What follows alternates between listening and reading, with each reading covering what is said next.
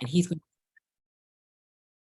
he's going to speak on informational interviews, which we all need throughout our career. So Clayton, thank you for being here. And can you introduce yourself a little more fully? Sure. They came up with a recording, so I had to go so make sure that my slides will work. So, okay. Yeah. So I'm Clayton Stockdall. I'm the Chief Operations Officer of a company called DFW Movers Erectors. We're a rigging company.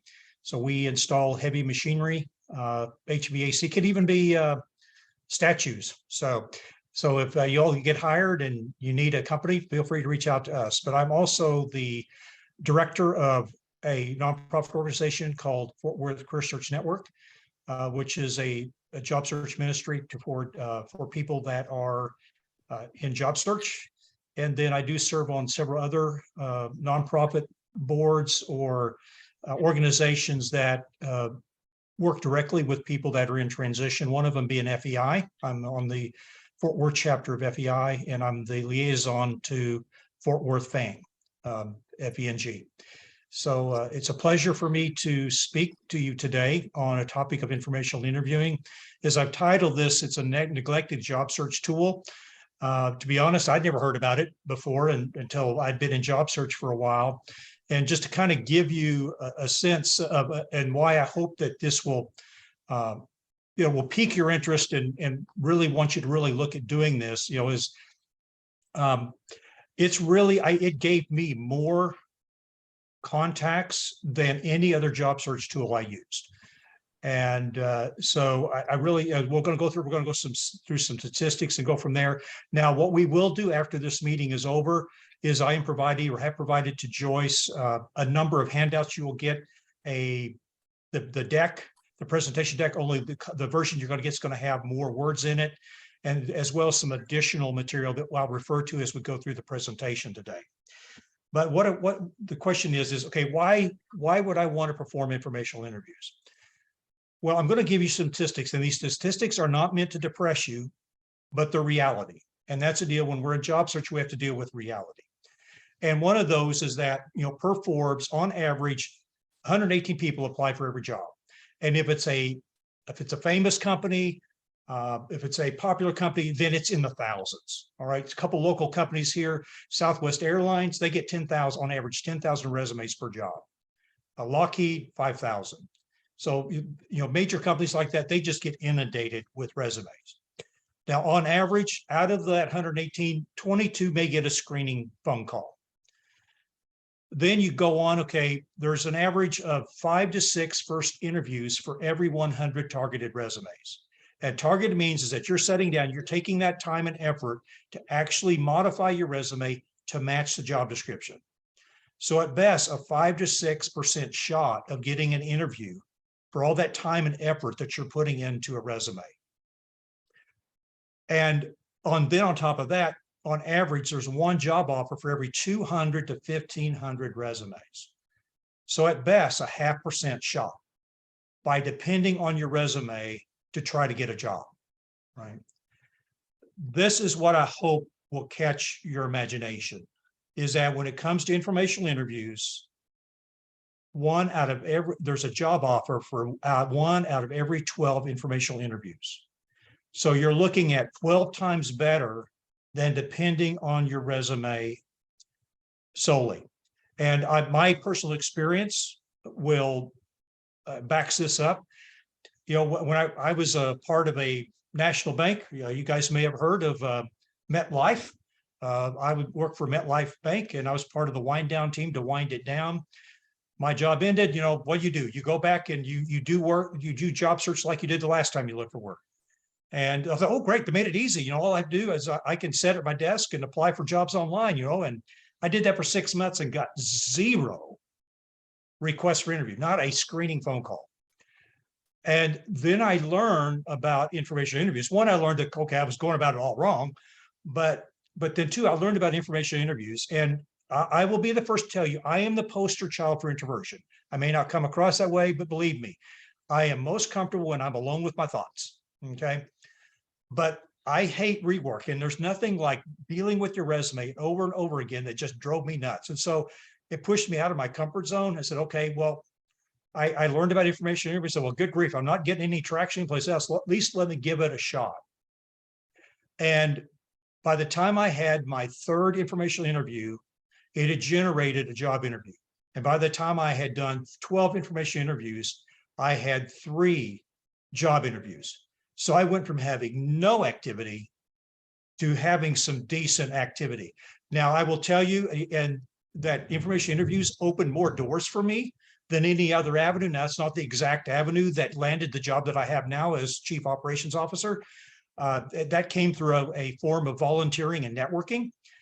But I can guarantee you that this information interviewing helped me gain experience and contacts that did help lead me indirectly into the position that I have today. So as we go about this, okay, so what's the process? Well, first off, at a high level it's called an informational interview for a reason. You're using this as a tool to learn. It may be to learn about an industry, learn about a specific company, learn about a career field, whatever the case it is. But you want to identify the information that you want to learn. And then make a list of the people that you know. It's good to start with people you know. That kind of gives you more traction, and we'll talk a little bit more about that. And then once you make a list of people, you reach out, you make appointments to meet with people. Once you've got those appointments made, you plan an agenda for that session. And we'll go into more detail on what that agenda is going to look like. Obviously, and probably everyone, this goes without speaking, and you guys know how to conduct yourself as a professional, but you conduct yourself as a professional. Even though these are not job interviews, you're going to treat them like job interviews. We're talking about decorum, preparation, all of that. And then 2, you need to show interest. Once again, you're there to learn. So you want to be engaged with the person with what they're saying. So that is key. And then the other thing is you want to be prepared how to answer that question about what you're looking for. And people go, how does this informational thing work? How is it going to potentially lead to a job? And I'll give you a couple of real life examples. So there's a gentleman that I know by the name of Eric. He's the one actually I learned information interviewing from. He was reaching out to people, and he was referred by a person that he knew to someone he didn't know, who referred him to somebody else he didn't know, who referred him to somebody else he didn't know. And he was sitting down just having an informational interview, and he was asking questions about their business and issues and problems they had. And they picked up, hey, a minute, by the way this guy's asking questions, he knows something about the problems that we're dealing with. And so they actually asked him to stay, and they had more of a conversation. At the end of the conversation, he said, Eric, we would like to offer you a job, and we would like you to write the job description. So guess what? There was nothing in his job that he didn't want to do.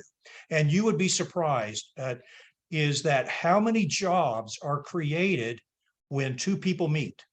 Is that companies have money, but they're not willing to spend it unless they feel like they've got a need for it. And if through interaction, if they see you've got skills they need, they will open up the checkbook. Another gentleman that was part of my Fort Worth group, he attended my session on informational interviewing. So he decided to reach out to a former boss that he hadn't spoken to in 5 years. They had a lunch meeting. It was nice, but nothing came of it. But 3 months later, he gets a call from this former boss that says, hey, I just created a director of finance position. Would you be interested? And that happens more often than you're not. So, there's statistics that show that 65 to 75% of people that land a job is through a networking contact. 40% of those are done through some form of informational interview. And most of those, the job did not exist before people met. The job was actually created for them. And I can even speak to that as a hiring manager.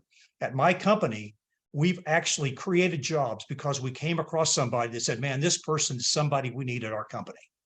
So there's really a lot to this. And so I think it's worth at least investigating and see if this may be a tool that would benefit you. It's not going to be the only tool. You want to use every tool in your toolbox, but I encourage you to make this part of your tool.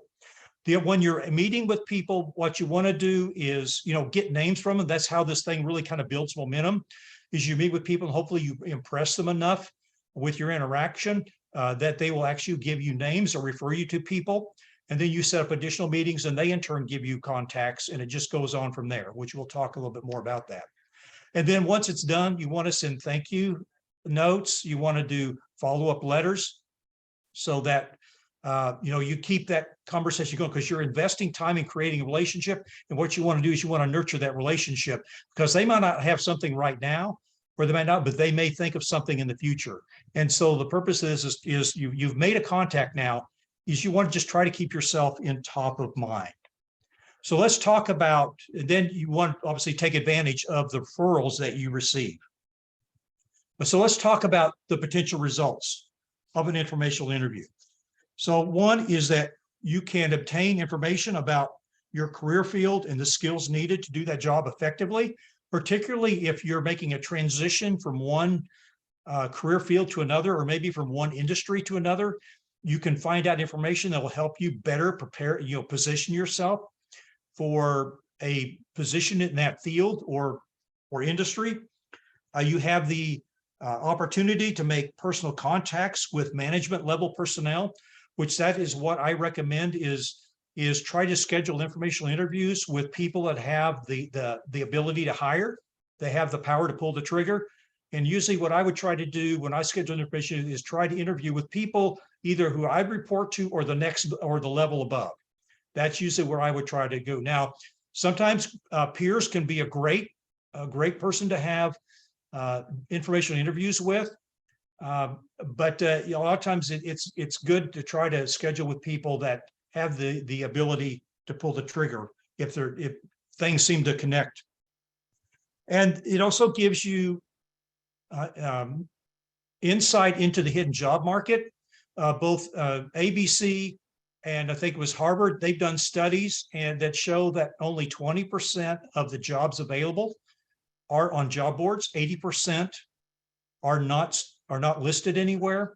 And of course, for many of you're going to find that there's not normally going to be, you're not going to see, only occasionally are you going to see really high level positions out there on the job board. Most of the high level positions, they are filled through networking. And so having these information interviews, it gives you insight into that hidden job market, those 80% of the jobs that are out there that they're looking for somebody to fill them, but they're not on a job board anywhere. And you're able to pick up on that. And then you become aware of an employer's needs, current realities of employment for that, maybe that industry or that particular company, that once again, that can help you position yourself. And then two is that, many of us, particularly, it's a stereotype. The stereotype is that most finance and accounting people are introverts, so may not be the most comfortable in dealing with people. We may not be the life of the party, so to speak. But that's one thing that informational interview, it really helps. It helps you to gain confidence. If that's something that you struggle with, you can start gaining confidence in talking with hiring managers and such like, because it's more of a low key deal. You're the one asking the questions, which we'll talk more about that. And that's the deal, is that you're in control of the interview. You're the one asking the questions. And so it's not like you're under the spotlight, but you're asking the questions, and hopefully that's turning into a conversation. And as a result of this, you get exposure to do a variety of jobs, companies, the companies you may not even heard of that would be a good fit for you, and things like that. So there's all of these things that can come, because you never know how all the referrals and things are going to go. And then you'll learn where you might fit into a particular organization. You might find out, okay, this company, they actually have 4 divisions and they go by different names, and they like today with KPS here in Fort Worth, they need a plant controller, those type of things. And you learn about those, that even, companies that may have multiple divisions, they need a particular person over here or over there. That's just some of the things that are a benefit of doing these informational interviews. Now, one thing I do encourage is to pick up on the informational interview velocity. And because what's happening here is, as you go about this process, you're going to get referrals, and they usually will come. And so what I recommend is, as you're getting referrals, is try to do 2 to 3 informational interviews each week. Now, some people have said, you should do 15 a week. Having been there, done that, bought the t-shirt, the most I can see that you can really do and do well in a week is 5. because you've got to plan for it. You got to get ready. You got to, you've got to do all your prep work. And then you're going to have the interview. And then you've got all the stuff to do on the back end. You've got to, send the thank you notes, make notes. You're going to reach out to referrals. So at most would be 5. But I would say, is build that in. Now, obviously, when you first get started, you may not have 2 to 3 a week, but as you get more referrals, then you're going to be able to fill in your calendar and try to do, 2 to 3 a week. And so once you get going, is keep the momentum up. It's information interviews is like anything else. If you start and stop, it's so much harder to get back in the groove when you came to a stop. Whereas like with sports, they talk about getting in the zone. Well, once you get in a routine of information, your brain is already engaged and it's not near as hard. So I'm a little bit of a NASCAR fan. We have a racetrack just down the street from where I live. And so one of the former commentators, he had a saying that cautions breed cautions, that when there was a caution, that seemed like cautions would just seem to follow. Well, information interviews are very much like that. Informational interviews breed informational interviews. So you have an information interview, and then you should be able to come away, as long as you made a good impression, you should come away with some referrals, and then you schedule those, and you get additional referrals, and that is how it goes. So it's almost exponential in the way it works. So let's say, usually when I would request an information interview, when I was ending, I would ask for 2 to 3 referrals. And so let's just go with the bottom number 2. Well, if you meet with somebody, you get 2 referrals, okay? And then you meet with each of those. Well, they each give you 2. Well, now you're at 4. And you meet with those 4 and they each give you 2. Well, now you're at 8. And then you're at 16. Then you're at 32. And then you're at 64. So what happens if you're diligent about this is that pretty soon you have more people to meet with than you have time. And so what you do is you dial back and say, okay, out of all these people I've been referred to, who look like to be the best prospects to direct me toward a position? And you schedule those first. And then you fill in your calendar with the other people that you still want to meet with, but they just don't look like maybe they have as much potential in generating a job opportunity for you. But that is how it works. And I can speak to that is that is what happens. And then you're trying to then prioritize who you want to meet with. But when it comes to, go ahead. I know we're going to save questions at the end, but just one thing. We had some members that wanted to know exactly what the wording should be in a LinkedIn or email outreach, and then exactly how long it should be and what we should say, and then get out. Okay, and we will cover that. We're getting there. We're getting there. But what I would say, and this is coming from an introvert, and now you can do it by email or LinkedIn. My recommendation is to make a phone call. There is so much more. We'll get into this. There's so much more you can communicate with your voice. You can communicate your intellect, your ability to communicate. There's so much more. Even if you just leave a voicemail, there is so much more that that comes through your voice that is lost with an email. So emails work, and I'll actually give you a hyperlink where you can go and actually there's scripts that you can use and just tweak to for your own use. But I recommend actually picking up phone. Obviously, some people you may not have a phone number, so you may have to rely on email or LinkedIn. But from my personal experience, going with a phone call is just much better because you're so much more that you can communicate that's lost when you're using a written form of communication. But one of the things when you're doing information interview is first is identify an occupation. Now, and I'll say this with a caveat.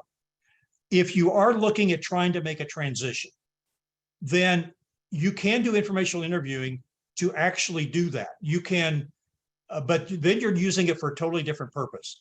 But if you're actually using information interview in hoping that you're going to come across an opportunity that you're a good fit for, then you need to know what that occupation is. When people, when you meet with somebody and they ask, well, what are you looking for? You don't want to hum around, well, I'd like this, and this. No, you need to speak concisely and know exactly what you're looking for, because that person's only going to remember a very short thing about you and what you're looking for. And if you go into this laundry list, then their eyes are going to glaze over and they're not going to remember anything. But now it can be, and I actually, one of the ways I used information interview is because I was looking at making a career pivot. And so I did start making information interviews with people that were doing what I was thinking about doing.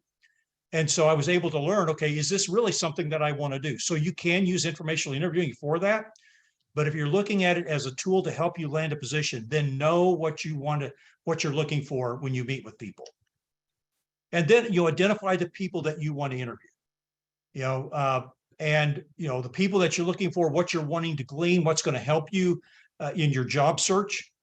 And then, what this is a cardinal rule is never ask somebody for a job. Then if they just get a sniff, if that's all you're doing this for, then they're just going to send you to HR, or they're going to send you to the website. It's okay. We're not wanting to try to fib or deceive anybody. It's okay to tell people I'm in transition. But you want to make sure that they understand there's information that only they can give you. And we'll talk a little bit more about that. So never ask for a job, but it's okay to let them know that you're in transition. But you're wanting to meet with them because there's something that you're wanting to learn, either maybe about them, or about their company, or about the industry. And preparation is key. You need to be prepared because it's going to be your preparation that's going to make an impression on that person that you're meeting with. But I will tell you, identifying, what you want to be when you grow up is probably the hardest thing in job search, particularly those of us who maybe done a lot of different things in our career. From my experience, once we figure out what we want to be when we grow up, we're halfway home in the job search. We spend so much time in the revolving door going round and round. We're going to try this, going to try this, going to try this. And when we finally settle down and decide what we're going to do, then we get traction. So that is really key, is understanding what do we really want to do, the rest of our working career, and then focusing all of our efforts on that. But so let's talk about, okay, how do I ask for an informational interview and get a yes? And so first off is one, you want to find the right people. And so one is, make a list of companies that you're interested in. What are the job titles that you're interested, or the positions? And then you want to hopefully reach out to those people. Now, hopefully there's people that but you can also reach out to people on LinkedIn, whatever, maybe make cold calls. We'll talk about warm calls versus cold calls here in a little bit. And then consider the person's role and the size of the company. Now, so like I mentioned earlier, I recommend trying to interview people that have the ability to hire, people that you would normally report to or the next level above. But sometimes, hey, the janitor knows the CEO. They meet him coming and going, and they're in best buds. So it can be a peer. It can even be somebody that might even report to you. So don't discount anyone, but try to focus on people that, once again, they have the power to do something if there seems to be a good connection. And look for people that you have some sort of connection with. So either people personally. And one area or one group of people that many people in job search fail to really utilize are former coworkers. Former coworkers can be one of your best avenues for finding work, because one, they've seen you work. So so what I've always encouraged people is go through your memory data bank and think of all the people that you enjoyed working with. More than likely, if you enjoyed working with them, they enjoyed working with you. So reach out to them. Even if it's been 20 years. I've had people who reached out to somebody and hadn't spoken to in 20 years, and it started them on a job landing. They didn't land a job with that person, but that person was able to direct them to an opportunity. So people personally, obviously people that you've been referred to someone, they know. And what I will tell you when it comes to referrals, the closer two people know each other, the greater the likelihood that that person's going to be willing to meet with you. And we'll talk about that here in a little bit. But so, focus on people that you're being referred to. Servant leaders are great, man. If you can find servant leaders, there's that saying, birds of a feather flock together. Well, servant leaders usually tend to hang out with other servant leaders, and servant leaders are people that are usually more giving of their time. Now, that doesn't mean that people with the ego the size of Texas may not give you time, but it's probably going to be a greater likelihood that a servant leader will. And so, reach out to those. And what I would encourage you is to look for people of influence. Now, what do I mean by people of influence? What I'm referring to are people who, if they call somebody, the people are going to recognize that phone number. They're going to pick up the handset, or they're going to hit accept on their cell phone. Those are people of influence. And so those are great people to have in your network. Now, those type of relationships, you're going to have to probably take some time to invest in, because they've got a lot of people clamoring for their time. So the best way there is try to find some way to give into their life. Whether maybe it's assisting them in maybe one of their charitable organizations or whatever. Find some way that will then give them some incentive to actually give you the time of day. But I had that. I was actually serving as a volunteer at a large charitable organization here in the Metroplex. And I made a good reputation after several months there. And the CEO of the organization honored my request for an informational interview. And after that information interview, she opened up her network to me. And all of a sudden I had, referrals out to other CEOs or directors of other nonprofits in the Metroplex. So if you can, make an impression, on a person of influence, that really helps open the door. And that was one thing that I discovered when my job search started. I mean, I had a decent sized network, because I'm involved in my church and everything. But when I started looking at my network, I had two problems. One is a lot of people in my network were retired. Two, they were then either in a socioeconomic class beneath me. So there was nobody of influence in my network. And so that is something that informational interview really helped me to overcome. And I now have a decent network of people of influence. I know people that are I know the pro tem of the city of Fort Worth, the mayor pro tem, somebody I met through an informational interview, the former CEO of United Way. And all of these things happened through informational interviews where I was getting referred. So this is one thing. If you can find those people of influence, then they will help open doors for you that would otherwise be shut. And, when it comes to warm calls versus cold calls, my own personal experience is that warm connections, I was almost guaranteed I was going to get a meeting.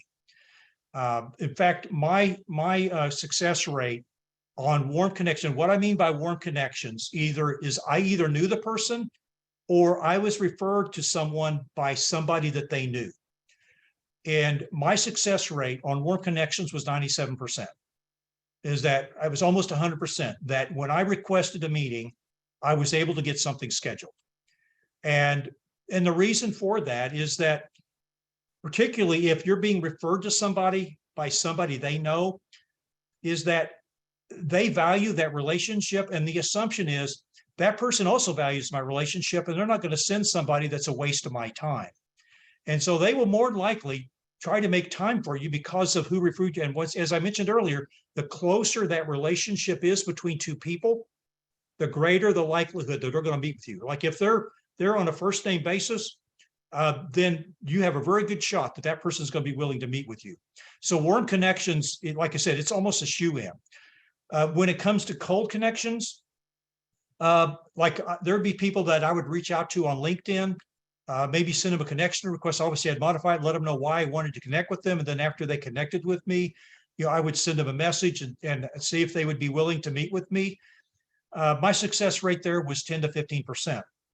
But to me, that's not bad to actually reach out to somebody that I didn't know, they didn't know me, and basically out of the gate to get scheduled 10 to 15%. To me, that's great. So just know, don't expect the same level of meetings out of cold calls as you will get out of warm calls. So you just have to be mentally prepared to that. Of course, that's one thing we have to get used to when it comes to job search. There's a lot of rejection involved, But the deal is we only need one yes, right? We don't need 10 or 20. We just need one. So we just have to work our way through the process. So what you want to do is perfect the art of the yes. And so what do we do this? First, it's just starting to ask for help.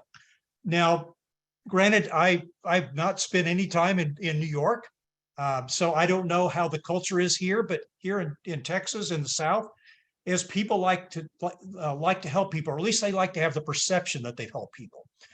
And so just first is just start by asking people for their help.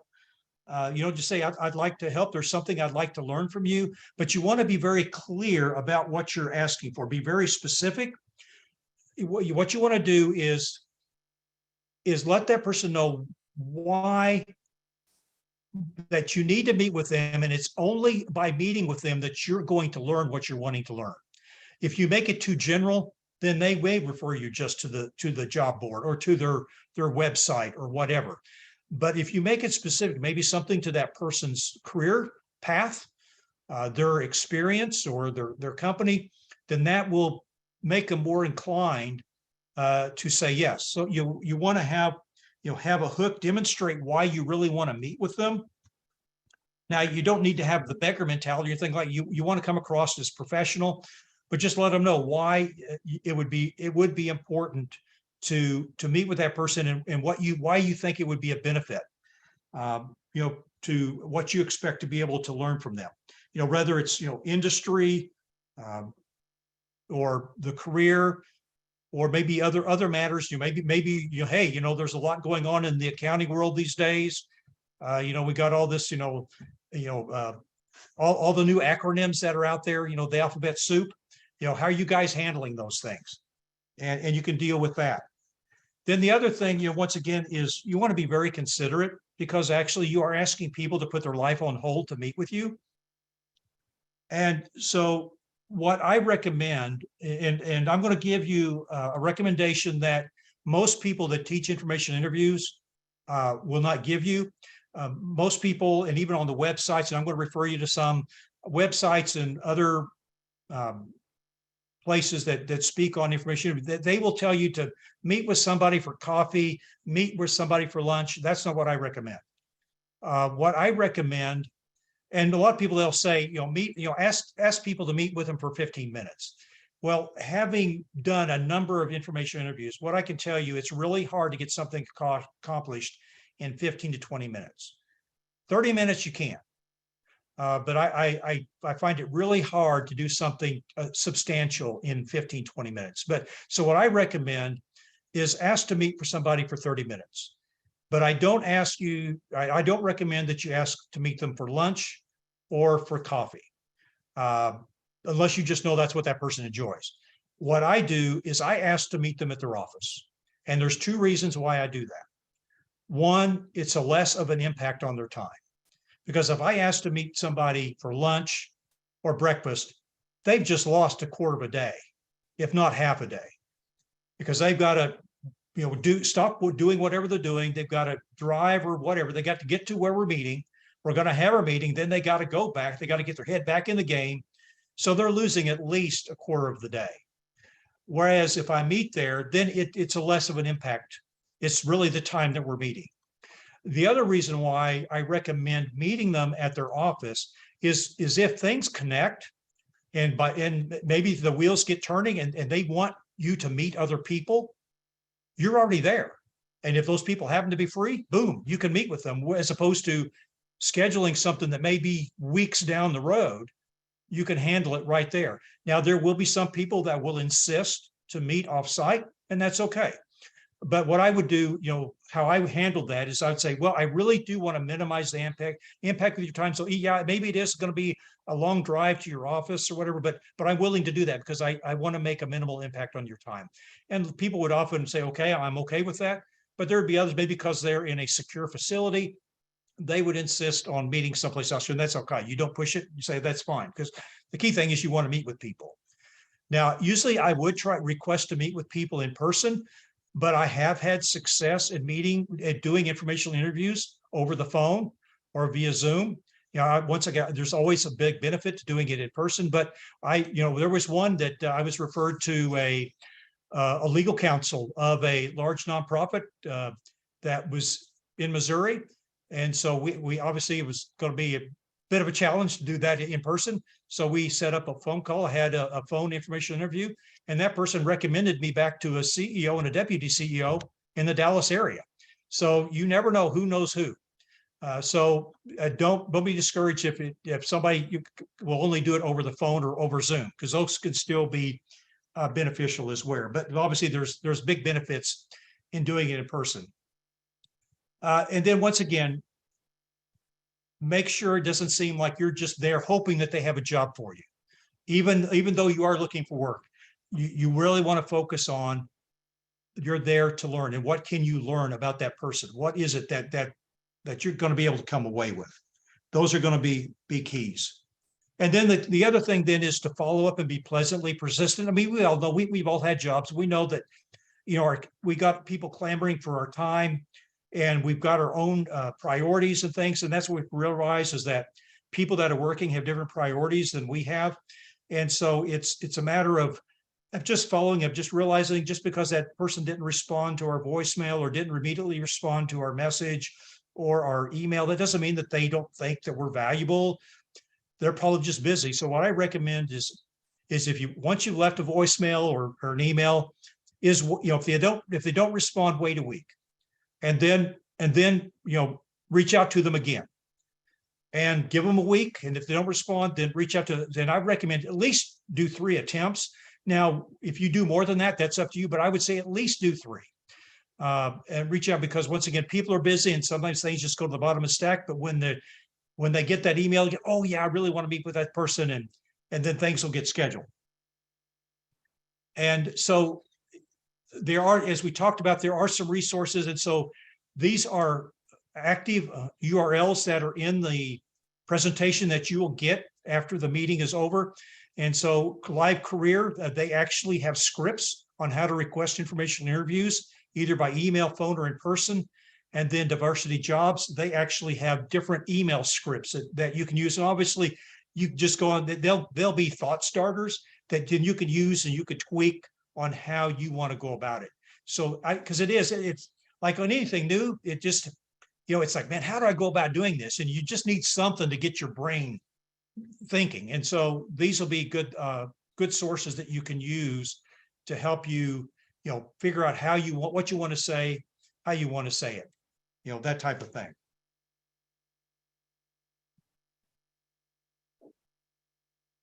Now, and as we talk about preparing for the job interview, for the informational interview, is you want to research both the company and the person.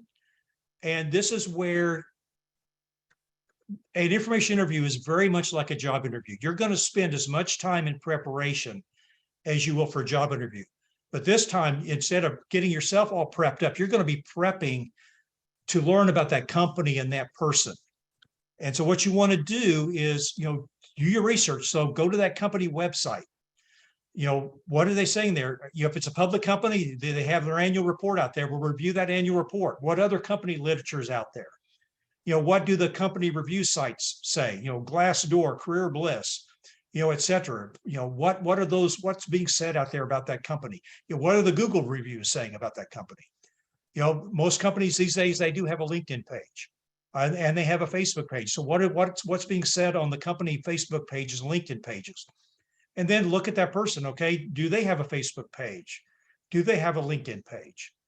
And look at it. And one of the reasons there is to see if maybe you have something in common. By chance, you guys lived in the same state. Maybe you went to the same school. Maybe you worked for the same company in the past. Whatever it might be, if you can find common ground, that really helps really speed along the informational interview as far as creating that relationship, because it's a known fact that people hire people that they like, and one of the ways to start that likability is if you can find something that you have in common. Then that really helps improve that likability score by doing that. So you want to do your research, because I can tell you the last thing you want to do is ask a question in an information interview where you could have gotten the answer off of the website. That's going to show that person that you really didn't spend a lot of time preparing, And so what you want to do is do your preparation. So if they say something that's contradictory to what you read, that's something that maybe you could kind of hone in and say, well, I understand it was this, not that you're trying to argue with the person, but that kind of lets them know, hey, this guy's put some time in it. This guy or lady's put some time into this, and that can help with the, the conversation that takes place. And then you want to plan an agenda. And so here, once again, it's like, okay, well, how do I go about doing this? Well, I'm going to step over to another PC. I'm going to switch to I'm going to share a different screen, and I'm going to show you, and this is something that will be shared with you after the meeting, is a suggested agenda.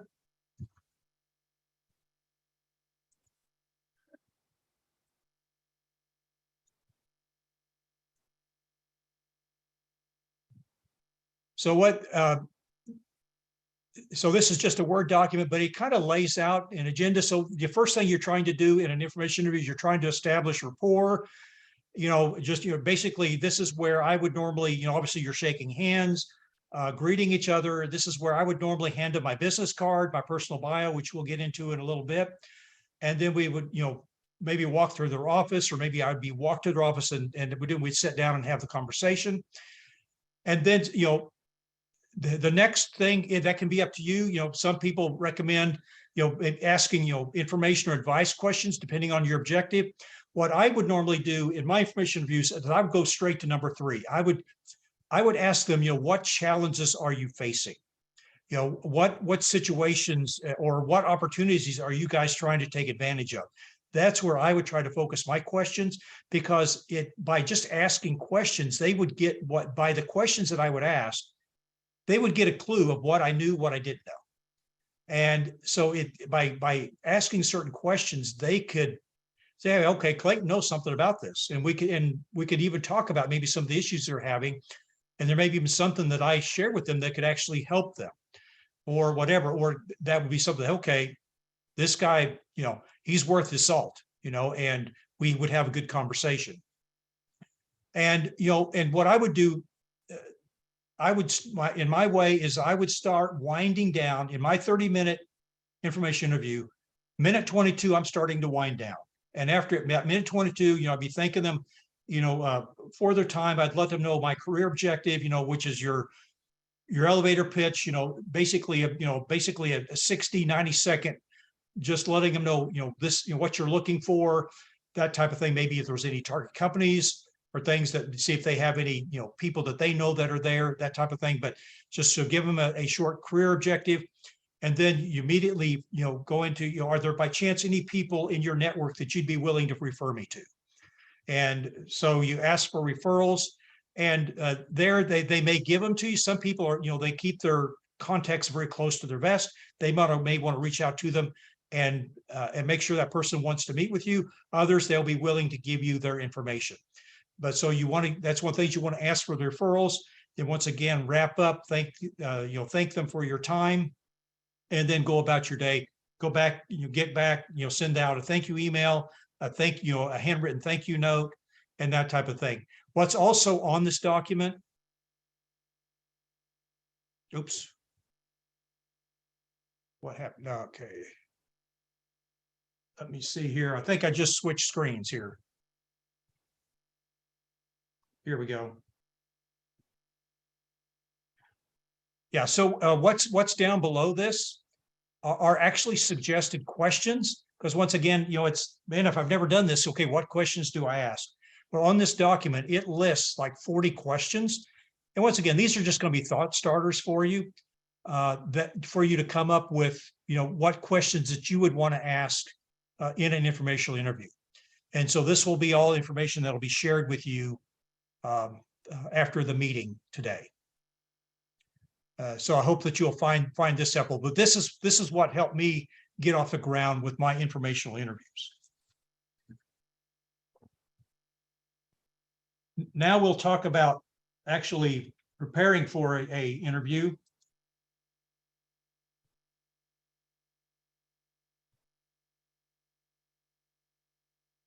So the actual informational interview itself. I mean, first off, and I think it goes without saying for this group, is you dress appropriately. Now, obviously these days, a lot of companies are very relaxed in their attire that they allow. I mean, it's amazing, how many people you see with PJs going into the office these days. But, but I would always show up in my informational interview in a suit and tie. Now that's up to you, but I do recommend whatever the dress code is for that company, I recommend at least dressing one layer above what they allow. So if they allow shorts, go in jeans. If they allow, khakis, maybe go in dress, in dress pants and a shirt, or dress slacks. So whatever, but I would just, because once again, you're there to make a good impression. They have a job, you don't. So, I would recommend, at least dressing one level above their written dress code or how people come into the office. And that would be something you can ask when you're scheduling, what's the dress code there? And so you can kind of learn on how to do that. And the deal is that this is an informational interview. So be prepared to take notes. Nothing's going to scream lack of credibility of saying, I want to meet with you to learn, and then you don't have anything to write with. I mean, that happened to me. And basically that person, they might as well not even come into my office. So, be honorable of that person, be prepared and take notes. What I do recommend is bring your business card and a personal bio. I never recommend leading with your resume. Nothing screams I'm here for my job by laying out your resume to somebody. I mean, who do we give resumes to? We give it to people when we're looking for work. So what I recommend is, in place of a resume for information, I recommend using a personal bio. So I'll show you one on the screen here. So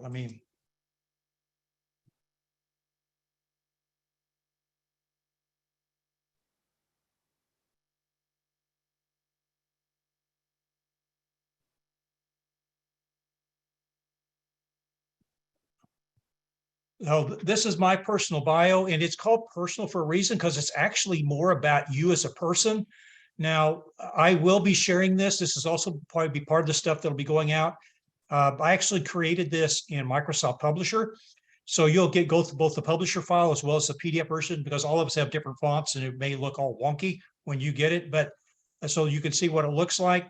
But I'm sending you the publisher file so that you can actually take out my information and insert your own, and you'll be that much farther along. But, down the left side, I do have my photo. I've got all my contact information, my core competencies, industries I've served in, functions that I've served, my educational background. I do have, then I have my, my value proposition, but most of the document is about me. It's about me as a person, what makes me tick, my background, because the thing that you're trying to do in an informational interview in a very short period of time is that you're trying to establish trust. And this is one thing that a personal bio helps create, is that level of trust, particularly if you hand this document person and their values align with yours. It's almost instantaneous that trust develops. And it's when that trust is built, that's when they're going to be willing to open up their network to you. So that's the purpose of this document, is to give them, basically kind of give them a window into your soul of who you are. Because once again, people also are hiring for fit. And this helps with the fit question. Would you fit in here? And that type of thing. So this kind of goes into, my background. One of my quote claims to fame is I read the World Book Encyclopedia cover to cover 3 times by the time I was in junior high. What does that say? Well, that lets them know I'm a learner. I love to learn, but I also came from a very poor background, and that taught me the value of a dollar. I value every dollar that comes in. So that lets them know a little bit of how I value company assets. So those are type of things that you can weave into your personal bio. And I will tell you, I've never had somebody diss my bio. In fact, I would probably say on the 75% of the informational interviews that I did, I was complimented on my personal bio, and quite a few people and even CEOs said, what, this is a great document. I'm gonna have to create one for myself. So I highly encourage you to create one. and use in in informational interviews, as well as any other setting where maybe your resume is not the most appropriate thing, because it gives them everything they need. It's got your contact information on there, everything. So as long as they have this document, and of course I encourage you to leave them your business card as well. Then as long as they have it, they have everything they need to get a hold of you. But then it has a document that they could share, scan, forward to somebody, whatever. So this is something that I highly encourage that you have.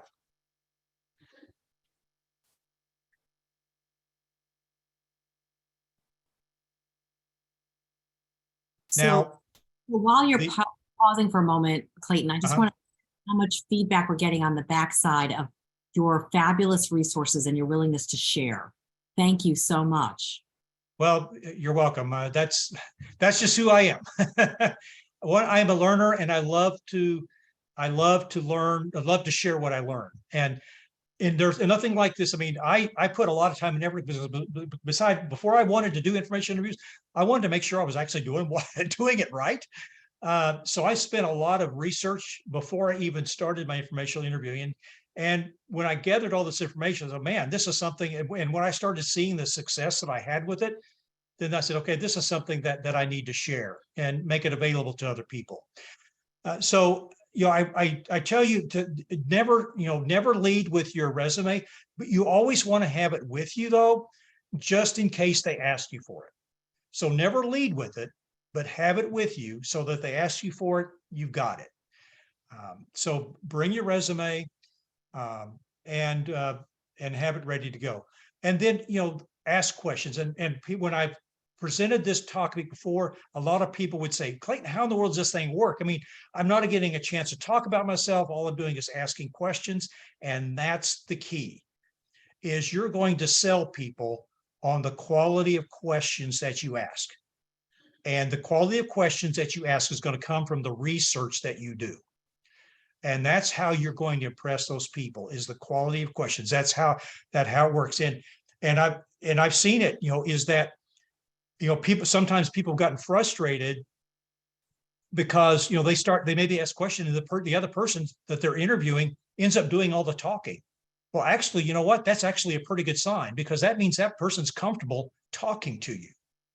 And so that's normally a good sign. So you don't want to interrupt somebody and say, oh, I got to get my questions in. Man, if they're talking, let them talk, because that usually is a good sign. Now, it may not necessarily lead to a job, but probably they're going to be willing to open up their network to you, because they're enjoying that conversation that they're having with you. And then, once again, share information with you. As you're winding down, share information on what you're looking for. If you've got target companies, you may say, by chance, these are target companies that I'm looking at. By chance, do you know anybody there that you'd be willing to refer me to, that type of thing. And once again, be a good listener. You're there to learn. So listen well, and, stick to the amount of time requested. If you ask for 30 minutes, then keep it to 30 minutes. Now, I've had that happen where, we were getting in, and I said, well, it's getting close to the 30 minutes that I requested. So I want to wind down here. And the person, oh, no, let's keep going. I'm enjoying the conversation. I blocked out an hour anyway. So, I mean, obviously, if they open the door for you to stay longer, well, then all means yes. But if they don't open that door, then don't force it open yourself, because nothing is going to leave a bad taste in the mouth of you asking for 30 and taking 45 or an hour, 45 minutes to an hour. That happened to me, that somebody asked for 30 minutes. They ended up taking almost an hour and a half. Now, I was polite. I didn't kick him out of my office, but, I'm looking at, man, I got stuff I got to get done. And so guess what happened to that person? They got zilch for me, okay, because they didn't honor my time. And to me, they lacked credibility. They were taking advantage of me. Okay, if they're going to take advantage of me here, are they going to take advantage of me in another way? And so you just don't want to do anything that's going to set up a bad perception. And the key is always ask for referrals. Now, you may not get referrals on every person. That doesn't mean that they don't think you're worth your salt or that you don't have value. Some people just don't have big networks, or they just literally don't think they have somebody that would be worth your time in talking to. But you'll usually have other people that'll make up for it. So like myself, there was one gentleman I met with. He was a senior vice president of a national bank.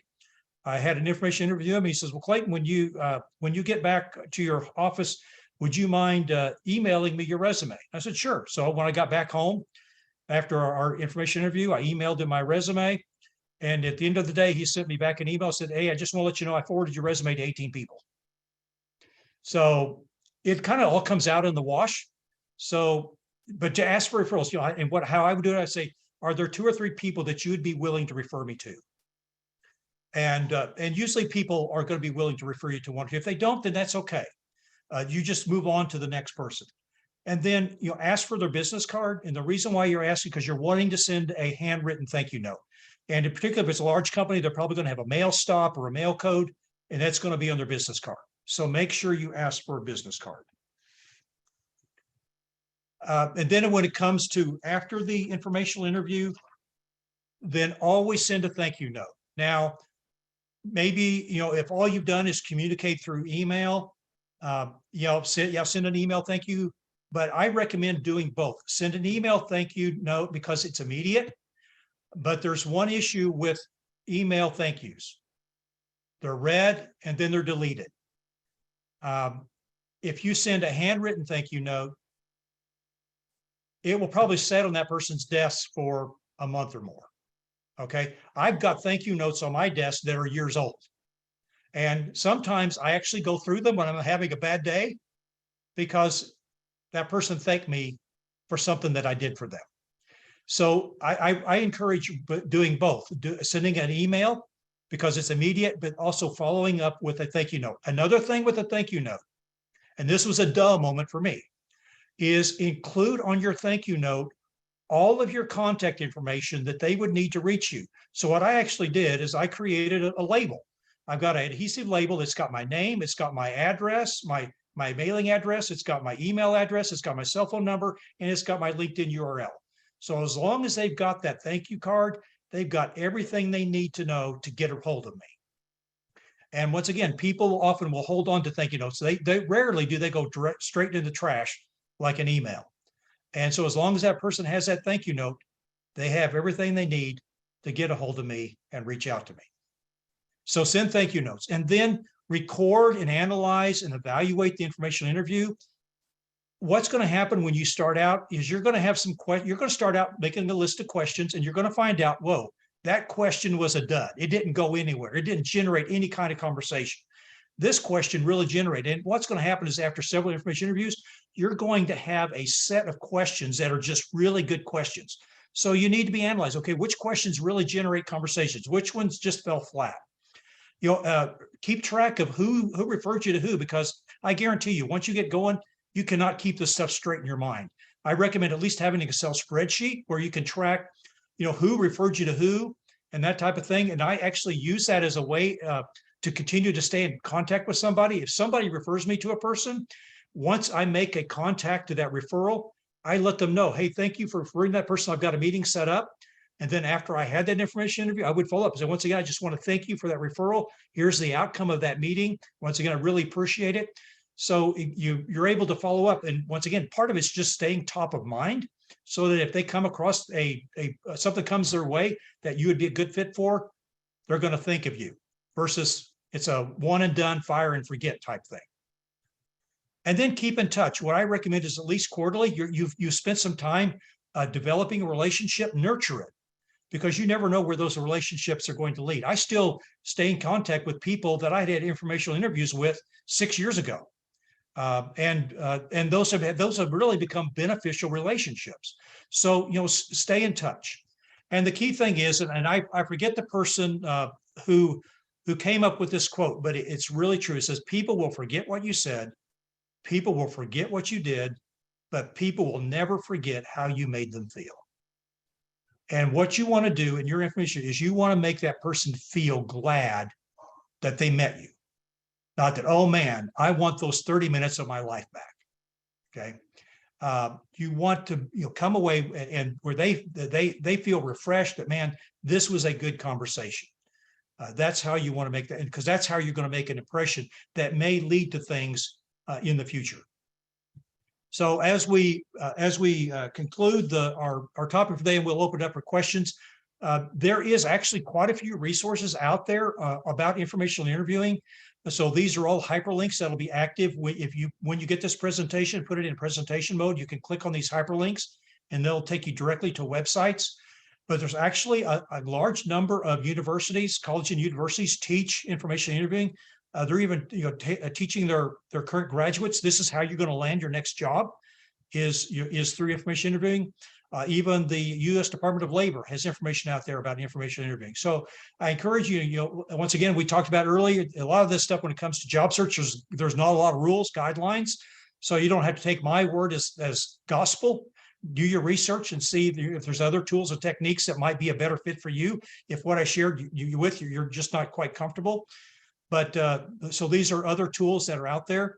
And then sources that I used that I did in my research and before I did information interview, these are some of the sources that I looked at and read up on in tooling up myself on how to do information interviews, and then in just putting this presentation together. So with it, I know we kind of move fast. Normally I do this in a longer window of time, but I want to try to give you everything I can. And then we'll open it up for questions. So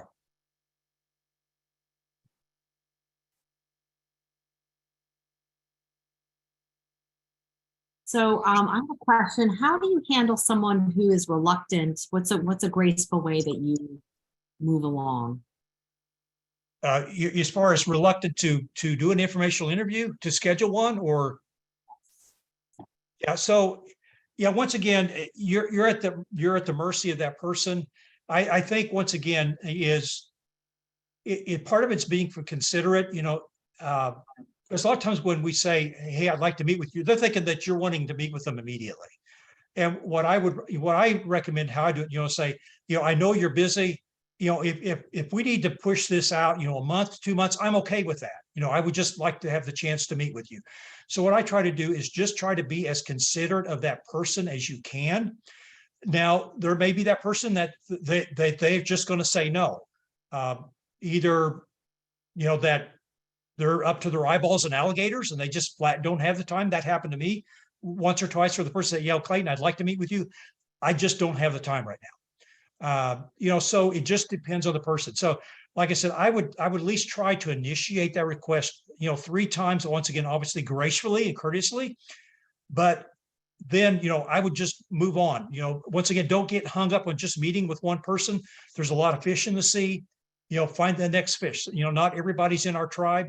So try to find the person that's in the tribe. John, you have a question? I do. Hey, thank you very much, and I really enjoyed the presentation. I have a career coach I'm working with over at my alma mater, and they're saying that for the informational interviews, you really shouldn't ask the person the first time you meet them for some names. That you probably should just, in a week later, sort of send them a follow-up, thank you, send them some information, and then start asking them for some context. What are your thoughts on that? I think you ask while you're there. You're going to have a greater chance of getting contacts when you're there than trying to follow up a week later. In my experience, I've not had an issue with that. I've only and I've done quite a few information interviews over the years, mm-hmm.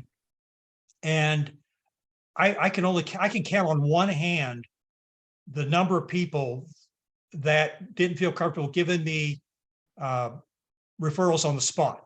Some of them said, "Hey, I want to reach out. There's people that I may want to, but I need to reach out to them and see if they're going to be open to it." Right. But that was very few and far between. So I think, once again, I would recommend doing it while you're there. Strike while the iron's hot, so to speak. Okay, great. Thank you very much. Hi, it's Leora. If you really feel that you can't ask them, you could just say to them, is there anyone else that you think that I should be speaking to? Who else should I be speaking to? Yeah. How often do you push a Zoom versus a telephone call? Well, that's a good question, because most of my information was pre-COVID, and so Zoom wasn't really a big deal back then. So most of mine, it was either in person or phone. I think, once again, I think Zoom can be fine. It's just that with Zoom, there can be some distractions. Like they may be looking at what's in the background, different things like that, whereas if you're just on the phone, they're focused, basically they're focused on the conversation versus what's going on in the background, what's hanging on your wall, things like that, so there I'd say, I'm not really dead set one way or the other. I said 6 of one, half of the other. I just think there probably would be less distractions on the phone versus Zoom. But on Zoom, you can also have a plain background that's just one Yeah. solid color. Yeah. Just, once again, it just depends, and I think a lot of it too is, and once again, it depends on some people, they look good in Zoom and other people don't.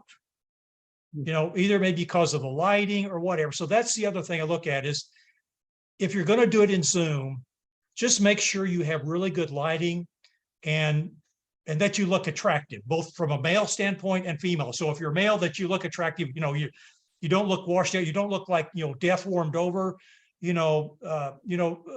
that once again, so it's making sure because once again, you when they see you, that's going to be their first impression. And what's the deal we've learned about first impressions is they stick. So if you're going to do it via Zoom, just make sure that you're putting the best impression forward on that Zoom call. That would be just, and that's the reason why I kind of lean toward phone calls versus Zoom is that there's less to manage there about that. So, but Interview I would ready. just, pardon? Be interview ready. Yeah, yes, definitely. I mean, it would be dressed and dress not only the top half, but also dress the bottom half. Just in case something happens and you stand up. Interview worthy. We've seen that before. So, I mean, I had a question, but I forgot it.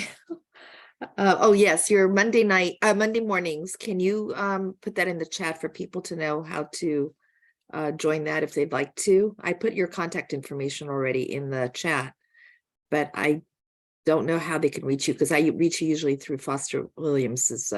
Yeah, let me see if I can put the If you have a group me- IO or something. yeah, let me see if I can here without disconnecting everything. Let me see if I can find the hyperlink that I can post in the chat.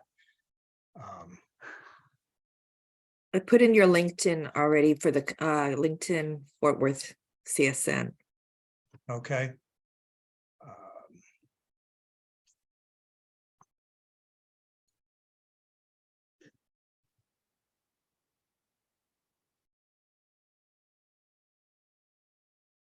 In the meantime, Harry, you're asking how to save the chat. Look up, I posted twice on how to save the chat. Let me find it. I'll post it again. Just where you see the 3 dots, just click on the 3 dots in the bottom of the chat and then open it. I'll repost it. Yeah, I'm just trying to make it where it's going to be. It's going to make more sense here. That didn't work.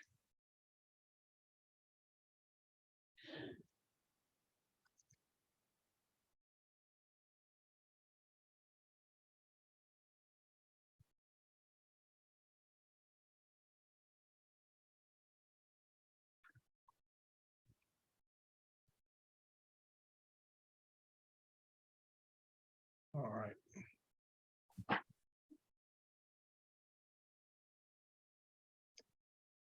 The chat window here.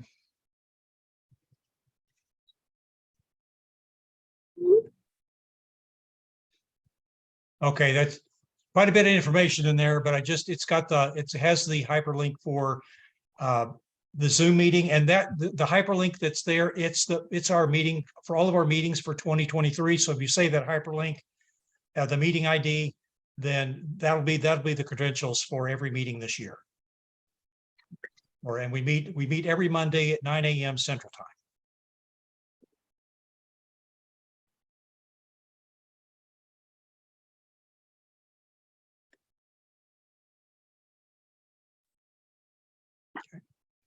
Are there other questions? I think that's about it, really.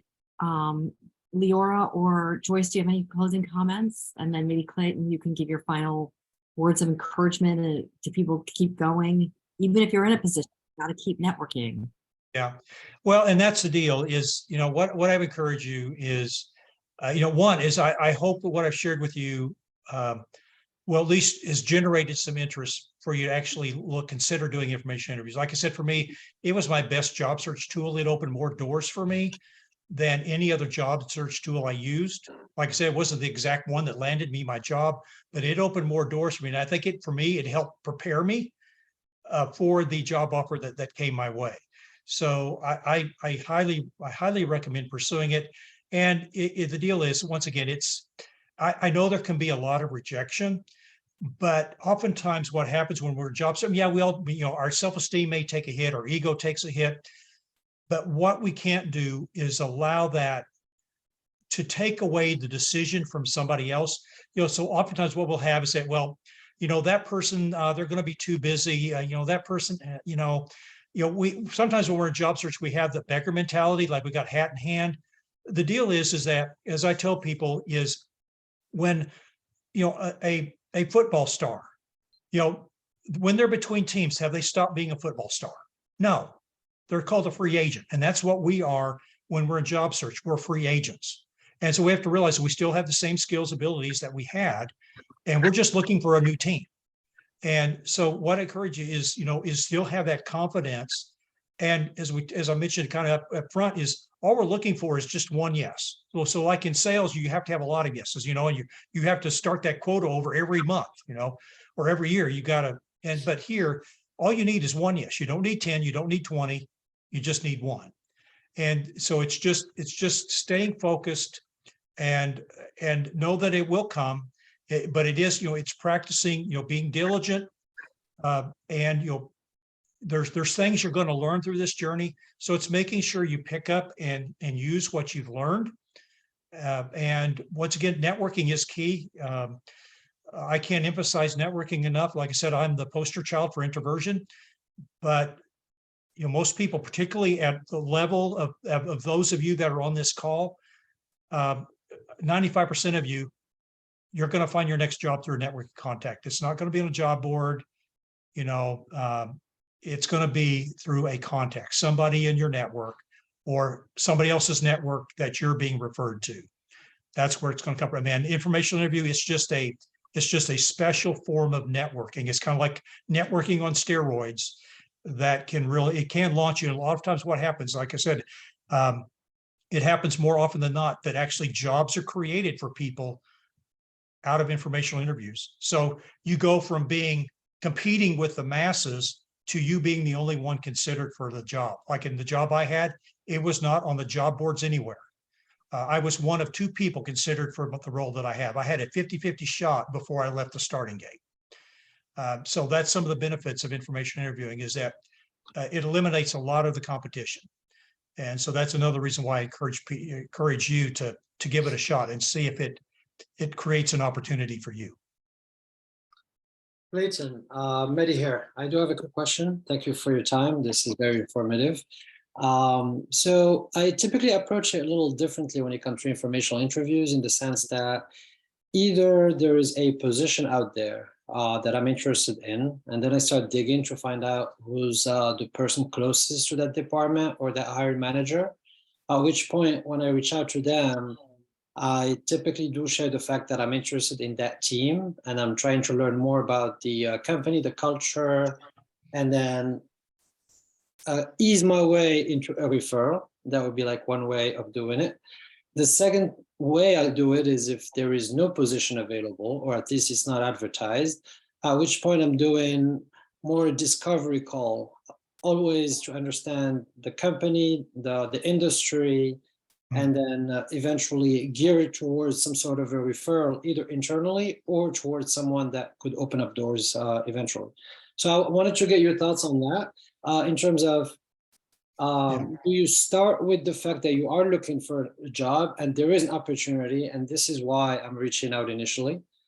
Well, a lot of times with that, with your first choice of reaching out to people when a job is already posted, usually when, I'm not saying don't do that, but usually by then you're already out of the game, because by the time you learn about something, it's probably already been posted for some time, and they already may have a candidate identified. So I would say, your success rate on landing a job that way is going to be less, probably less than if you're just doing information to learn and coming across opportunities that are not advertised. I think you're going to have more success. So I'm not saying don't do the first, but I just, being a hiring manager myself, is that, is oftentimes, what they're saying, and this kind of goes back to a Yale study, is that out of all the jobs that are out there advertised, 50% of them are spoken for. They already know who they're going to hire, that type of thing. So you're kind of going in a direction that has a lot of headwind. That doesn't mean you can't be successful with it.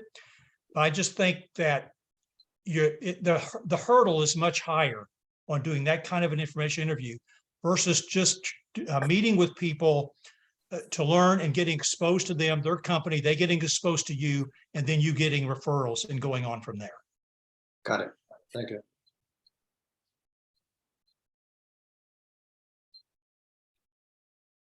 And also I suggested everybody interact in the chat, because you don't know who worked where and how they can help you also reach the company that you're looking for.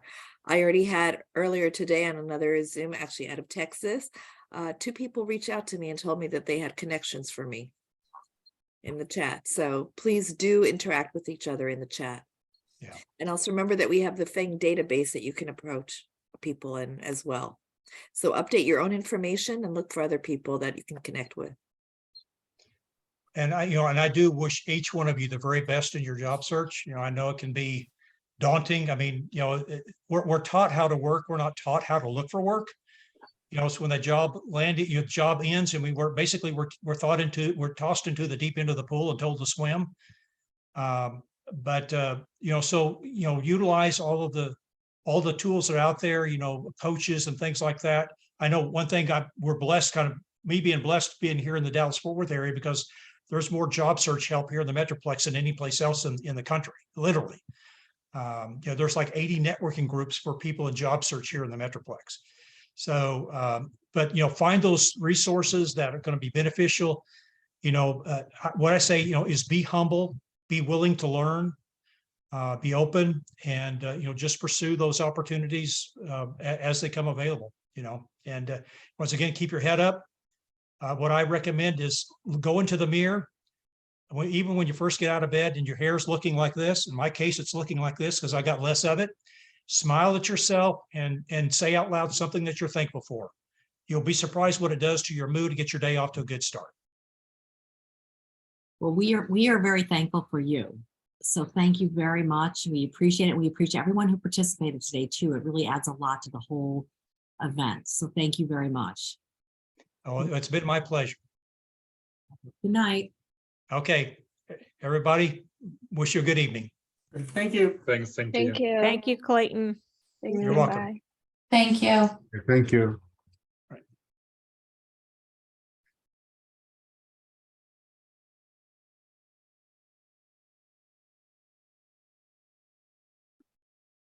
Thank you, Clayton, Adele, and Joyce. Thank you, everyone. Thank you, Adele. Thank you, Leora. Thank you. Okay, I'm going to close it.